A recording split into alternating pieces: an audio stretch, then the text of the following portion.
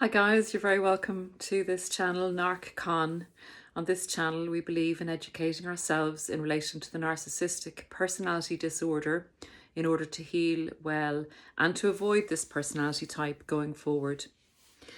Guys, today I'd like to do the first part of a two-part series on the narcissist's relationship timelines in relation to, first of all, the narcissist's head in a short-term relationship and what they're actually thinking, how they view the short-term relationship.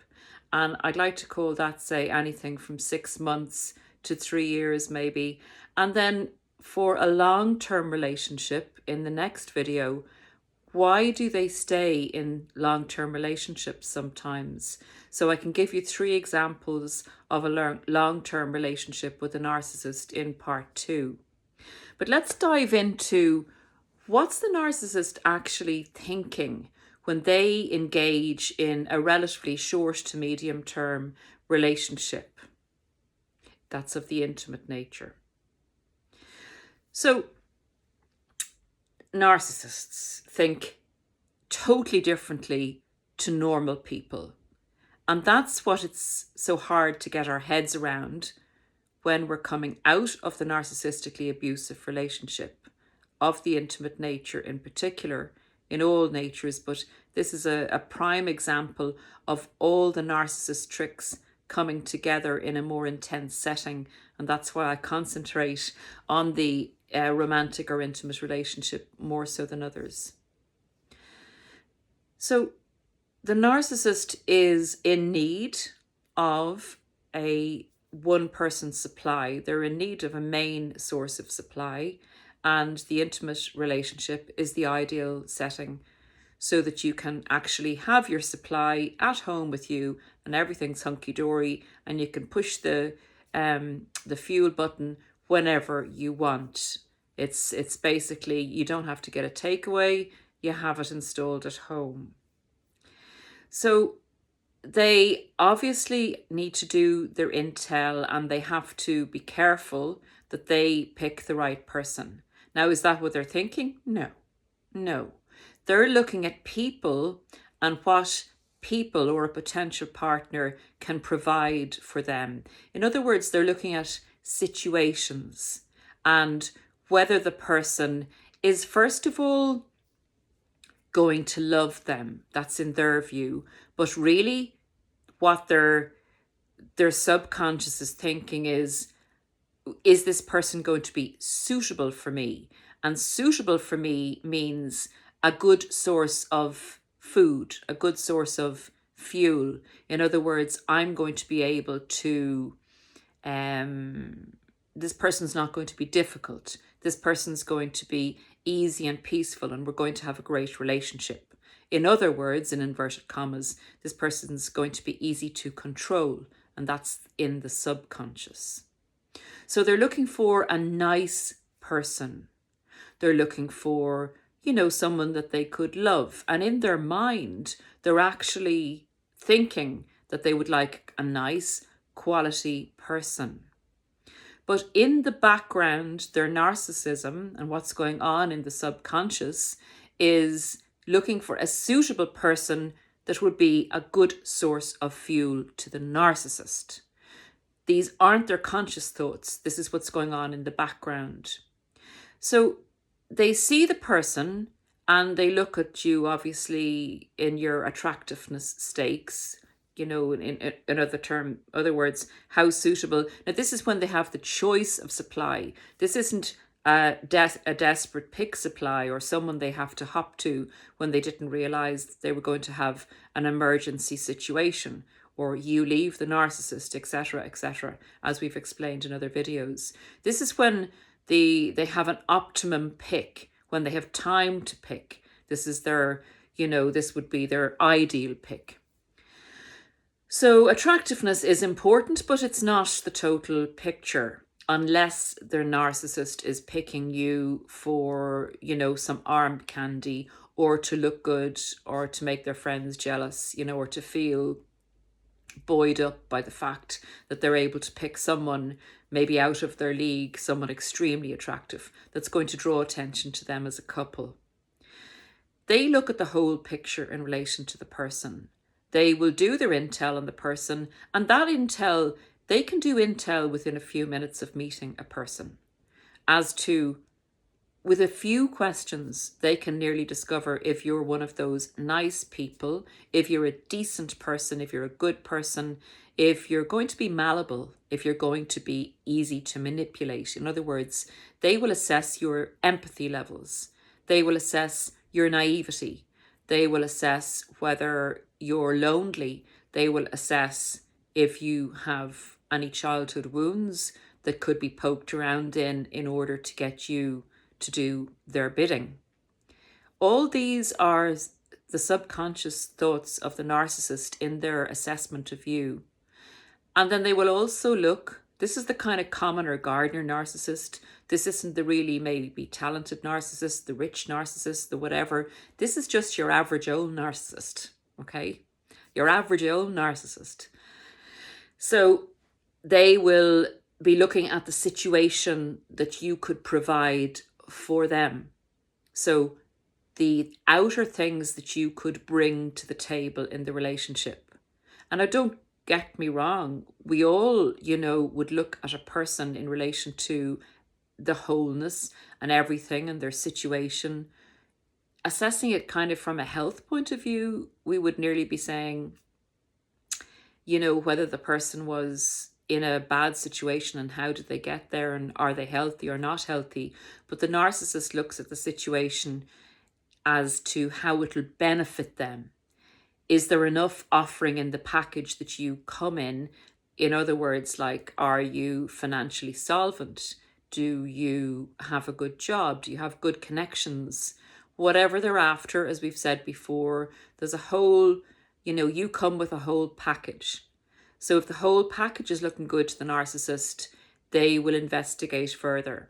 And now, you won't be the only one they're investigating. They will have a few options.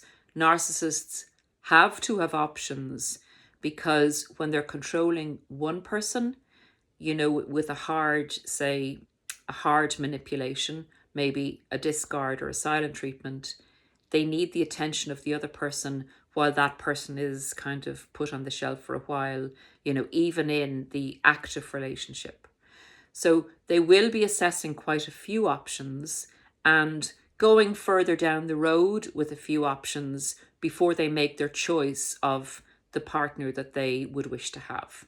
So let's just get into, they've made their decision with you and they're in the relationship, all excited because you are a gift to them, you're bringing a lot with you and you're stabilizing them. You're going to do work for them, you're going to become their servant, you're going to become their bank, you're going to become their whatever they need from you. And they will milk the situation, as you know, with all of their manipulations in this relationship to get the most out of you, to push the supply out of you. So what's going on in their heads? What's going on in their heads when they're actually with you and they're in the honeymoon phase? They're absolutely delighted with themselves. They're congratulating themselves on making a good choice. They're congratulating themselves on having made a good pick. This is a good situation for them. They're empowered. They're actually enjoying, they're kind of as peaceful as they can be in any situation. Happiness, no, but empowered, yes. So as you go forward with the narcissist, they expect more and more and more and more from you because they've picked you and invested in you and they're going to kind of groom you. In their minds, they're growing the relationship and they can actually be genuinely thinking this. And in order, because they're so superior and so entitled, they want you to know what you need to do in the relationship to please them. So as the relationship goes on and they manipulate you more and more, and you may even have, it can be as simple as this to put them on the back foot. It can be you saying one day, oh, I'm tired today. I can't go where, I know you had plans for us to go here. I'm too tired. I need to have a day or half a day in bed, or I need to go and see my family, or I need to go and see my friend. Some little thing like that is enough to set the narcissist against you and start a period of devaluation. You're not being compliant. The idea with the narcissist is you fall in love and then you grow into the person that the narcissist has projected for you to be for them in the relationship. So you having a self-agency or needs, etc., etc., is seen as a threat to the narcissist. The narcissist needs to quell them. But you having your own needs and actually saying no to the narcissist in a tiny way in the relationship even is enough to set the narcissist off, threatening their control and making them feel you don't love them. So that's the result of something that you couldn't even imagine. And you're left gobsmacked because they're really angry because you can't do a small little thing. And, you're floundering around, scratching your head, wondering, what the hell is this bad mood about? This is such a small little thing. It couldn't be over that, could it? You're kind of going, no, it must be something else. Maybe they're having a bad time at work. But eventually the pennies drop and, the bank becomes full in your head and you're kind of going, something not right here. There's something not right here. And you're kind of trying to please this person more and more, and you're doormatting yourself more and more. And you finally either get so sick or exhausted or start having injuries to your body, or your bank account is showing alarm bells ringing because it's gone way down. Lots of different things, or people are being different with you, or you're getting a sense that people are talking about you maybe, and you're getting very confused. You know the story, guys. You know how it goes. You know how you're feeling. You're feeling not happy. You're feeling confused, and you're feeling tortured. So at this stage, finally you begin to put up some boundaries, and the narcissist does not like this, and you're seeing some narcissistic rages maybe. This is the stage that the narcissist is thinking, I've done everything for this person. I've done my very best to show them the error of their ways. And look at them. Look at them, what they're doing. Look at how they love me. Look at how they show they love me. And you at this stage are having to become more narcissistic. You're having to go into your survival mode, and you're having to say no more to the narcissist, and you're having to look at how you could possibly get out of the relationship.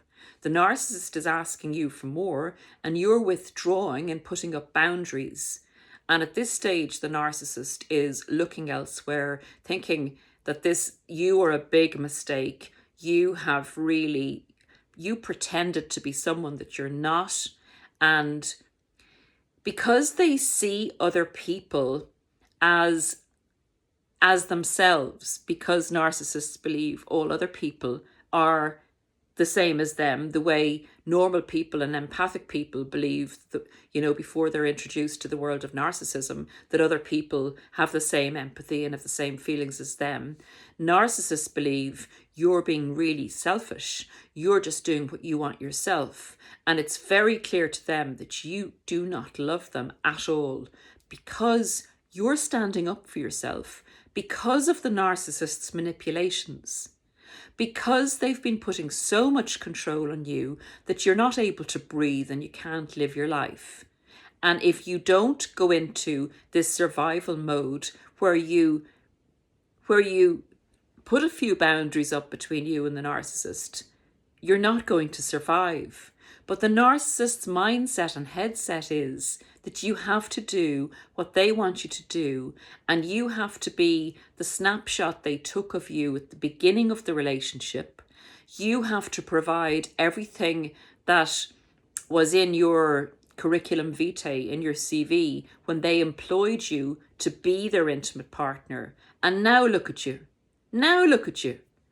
The state of you. You're actually, asking for things for yourself.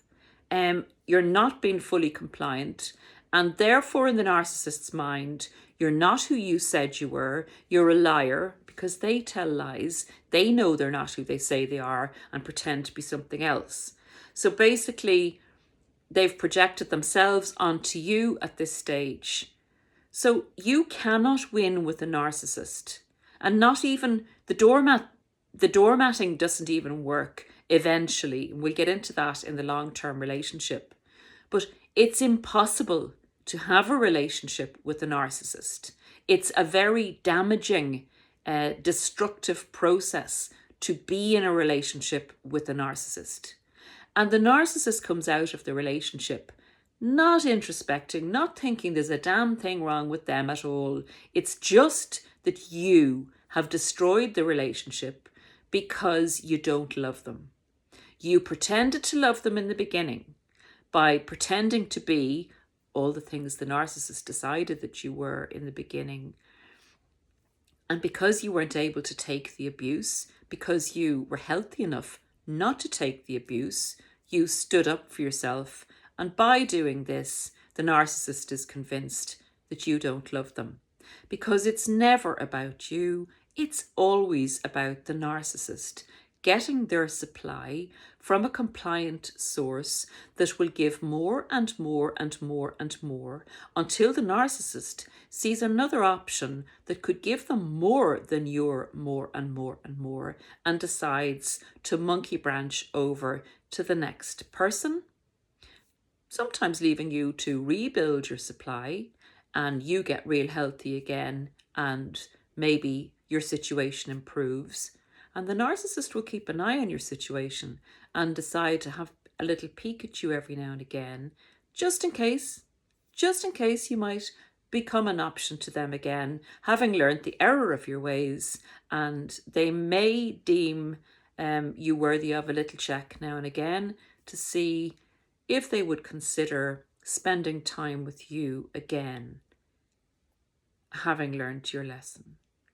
So that, guys, is my kind of way of trying to explain to you what's going on in the narcissist's head, and that it's a personality disorder. It's a disordered way of viewing the world in terms of people.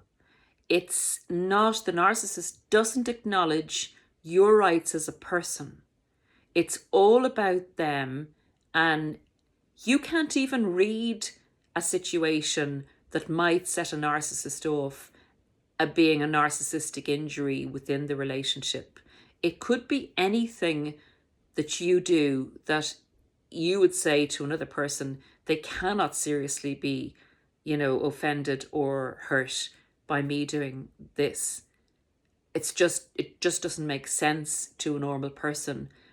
But the narcissist will take it as a narcissistic injury depending on their thought process at the time. So crazy daisy situation, guys. It's not possible to have a relationship with these people. And that's why they seem to have so many different relationships. Even the long-termers, they will be cheating at some stage along the way. Even the long-termers. And the people in the long-term relationships with the narcissists are living a hell on earth. So if you're still attracted to your ex-narcissist, and I've seen in some of the comments that people would go back, remember, narcissists, you can go through 7 to 12 to 15 cycles of abuse with the narcissist. Keep going back after the discard until you finally either can't survive anymore, commit suicide, or are so destroyed that you're out on the street. It takes people sometimes going through so many of these cycles before they finally can accept that this person is not suitable for a relationship. Bye for now, guys. Take great care of yourselves, and I'm going to see you in part 2 where we'll go through the 3 sorts of long-term relationship with a narcissist and delve into that a bit, just to get a better understanding of what's going on in these crazy daisy heads of your commoner gardener narcissist. Thanks for now.